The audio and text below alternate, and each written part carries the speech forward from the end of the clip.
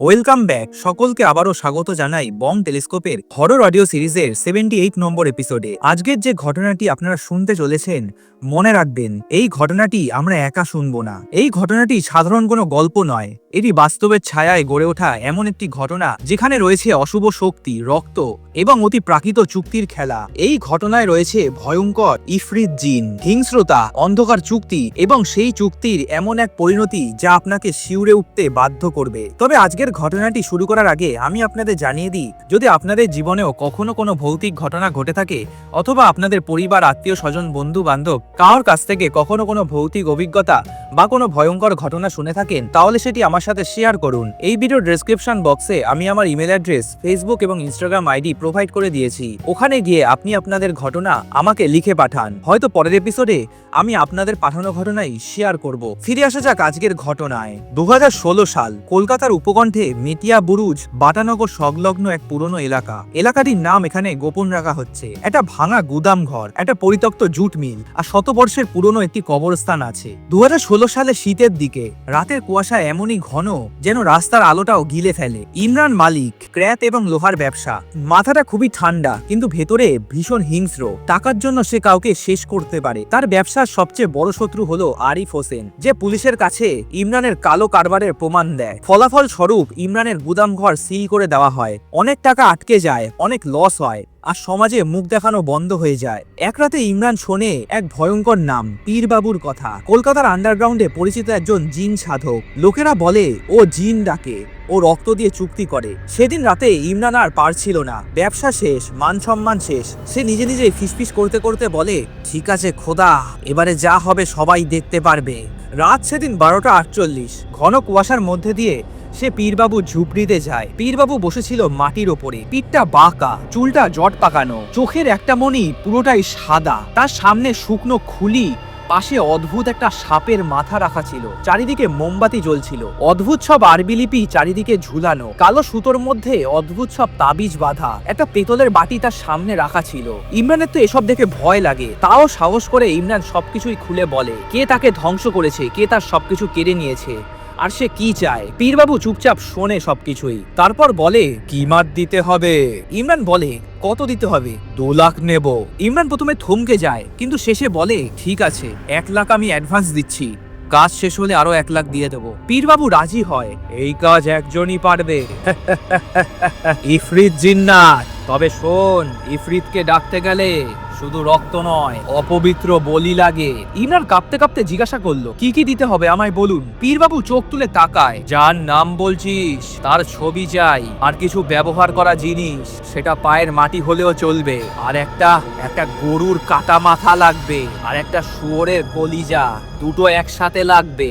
ইমরান তো এক মুহূর্তে চুপ থাকে, তারপর মাথা নোয়ায়। 3 দিন পর ইমরান ফিরে আসে। সাথে নিয়ে আসে আরিফ হোসেনের একটা ছবি আর একটা রুমাল। কিভাবে এসব জোগাড় করলো কেউই জানে না।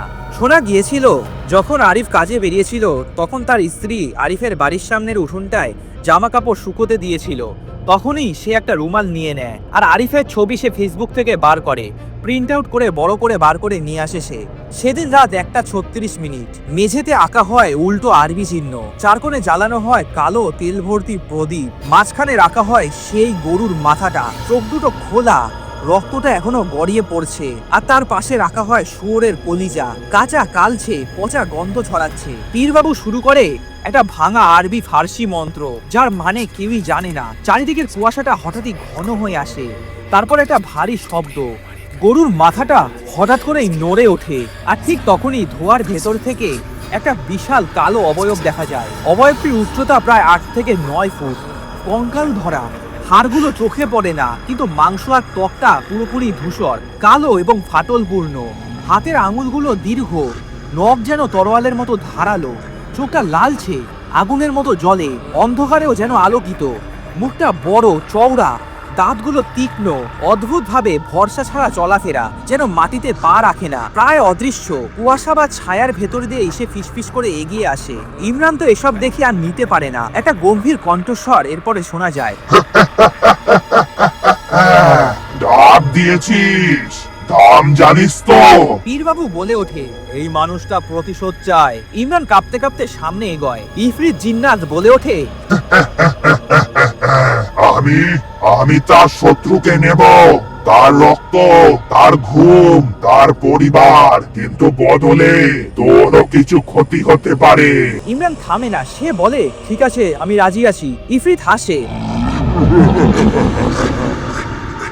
এরপরে সবকিছুই হাওয়াতে মিলিয়ে যায়। চুক্তির পরের দিনের ভোরবেলা আরিফ হোসেন ঘুম থেকে উঠে একটা অদ্ভুত ব্যাপার লক্ষ্য করতে পারে। তার বুকের মাঝখানে একটা কালো দাগ, যেন পোড়া ছাপ। কোনো ব্যথা নেই, কিন্তু অদ্ভুত ব্যাপার, এই দাগটা আসলো কোথা থেকে? দুপুরের দিকে আরিফ কাজ করতে গিয়ে হঠাৎই থমকে যায়। তার কানের কাছে হঠাৎই একটা কণ্ঠস্বর ভেসে আসে।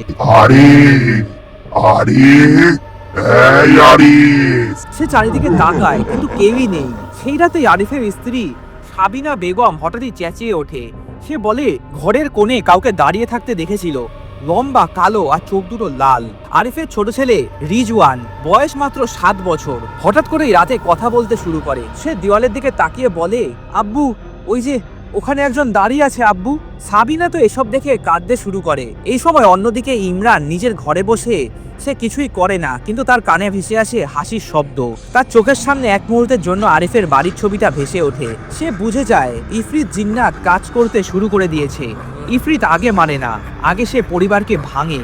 আরিফ হোসেনের ঘরে সেই ভাঙন তখন শুরু হয়ে গেছে। হঠাৎই সেদিনই আবার মাঝরাতের দিকে আরিফের ঘুমটা ভেঙে যায়। তার মনে হয় কেউ তার বুকের ওপরে বসে আছে। শ্বাস নিতে পারছে না, চোখটা খুলতে চায় কিন্তু খুলছে না।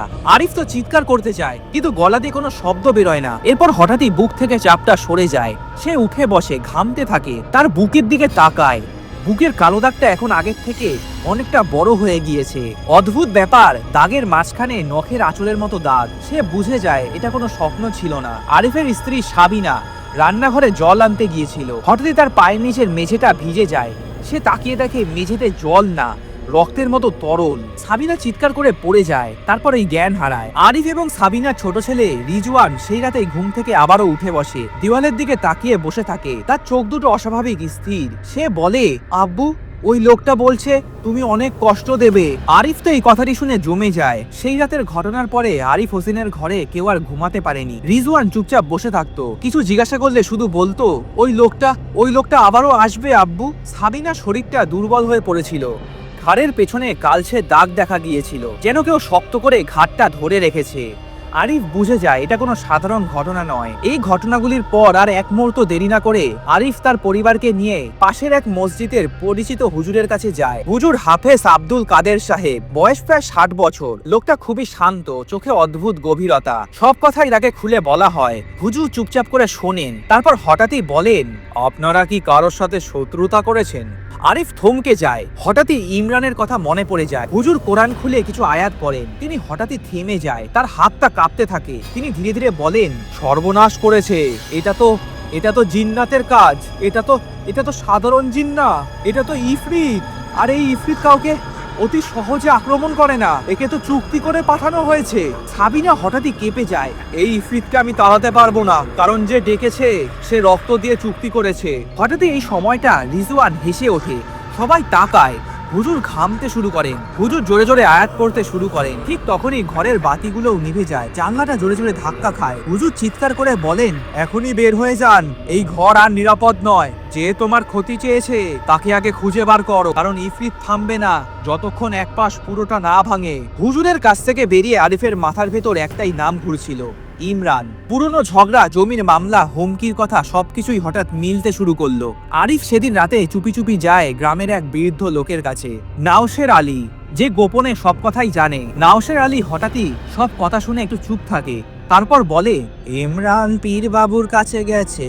ওটা ভালো কিছু নয়। পীর বাবু আগে সাধক ছিল না, ও এক সময় কবরস্থানে বসে নিষিদ্ধ জিন ডাকতো, উল্টো করে কোরআন পড়তে জানে। সবচেয়ে ভয়ঙ্কর, ও তো জিন বাধা পড়া জানে। আরিফ বুঝে যায় ইমরান শুধু ভয় দেখাতে চায়নি, সে চেয়েছে আরিফকে পুরোপুরি ধ্বংস করতে। আর অন্যদিকে সেই রাতে ইমরানের ঘরে অদ্ভুত সব ঘটনা শুরু হয়। সে ঘুমাতে গেলেই একটা গলা ধীরে ধীরে তার কানে ভেসে আসে। দাম এখনো বাকি। ইমরান চিৎকার করে ওঠে। সে আয়নার দিকে তাকিয়ে দেখে তার পিঠে একটা কালো ছাপ। কানে কানে আবার সেই কণ্ঠটি ভেসে আসে, আমি তোর শত্রু নেব, কিন্তু বদলে তোর রক্ত আর তোর শেষ নিঃশ্বাস সব আমার।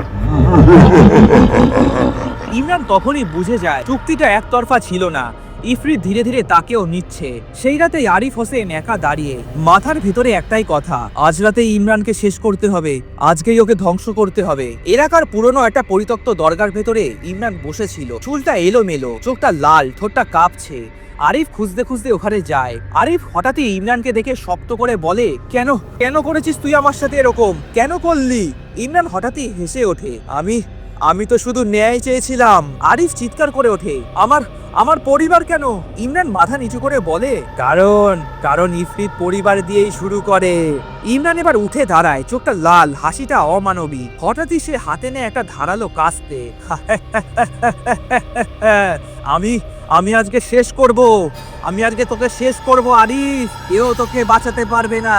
আরিফ তো এসব দেখে ধীরে ধীরে পেছনে সরে যায়। হাতের কাস্তেটা ঝাপটে ধরে ইমরান। হঠাৎই সেই সময়টা ইমরান পেছনের দিকে ধাক্কা খায়, তার পাটা পিছলে যায়, হঠাৎই পড়ে যায়, কিন্তু কাস্তেটা হাত থেকে ছিটকে তার ধারালো অংশটা ইমরানের গলায় ফেসে যায়। মাটিতে রক্ত ছিটকে পড়ে। ইমরান ওই সময়টা গলা ধরে ছটফট করতে থাকে। আরিফ তো কিছুই বুঝতে পারছে না। আরিফ ভয় পেয়ে চুপচাপ দাঁড়িয়ে থাকে। আর ঠিক সেই সময়টাই এক মুহূর্তের জন্য চারিদিকটা অন্ধকার হয়ে যায়, ঘন কুয়াশায় ভরে যায় চারিদিকটা। একটা প্রাচীন অদৃশ্য শক্তির অস্তিত্ব যেন আরিফ টের পাচ্ছে। আরিফ তাকে দেখতে পাচ্ছে না ঠিক মতো, কিন্তু একটা গম্ভীর কণ্ঠ আরিফ শুনতে পারে।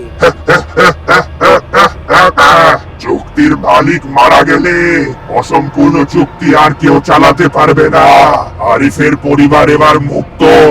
আর এই কথাটি বলার পরে একটা বিকট চিৎকার, তারপরে ধোঁয়া আর চারিদিকের কুয়াশাটা হঠাৎই মিলিয়ে যায়। ইফরিত জিন্নাত ফিরে যায় তার অন্ধকার জগতে। পড়ে থাকে শুধু ইমরানের রক্ত ভেজা নিথর দেহ। পুলিশ আসে, আরিফ সবই জানায়, কিভাবে ইমরান নিজের ভুলে নিজের কাস্তেতে মারা যায় সবকিছুই। আরিফ হোসেন জানালো, হিংসার খেলা কখনো শেষ হয় না, তবে কখনো কখনো আমাদের ভাগ্য এবং ক্ষমতার ভারসাম্যই বাঁচিয়ে দেয়। ইফরিত মানল না, সে শুধু চুক্তির শক্তি প্রয়োগ করলো, কিন্তু চুক্তিটা অসম্পূর্ণ হয়ে গেছিল বলে শেষ হাসিটাও সে নিতে পারল না। আর এই ঘটনাটির পরে আরিফ হোসেনের পরিবারের সঙ্গে আর কোনো কিছুই ঘটেনি।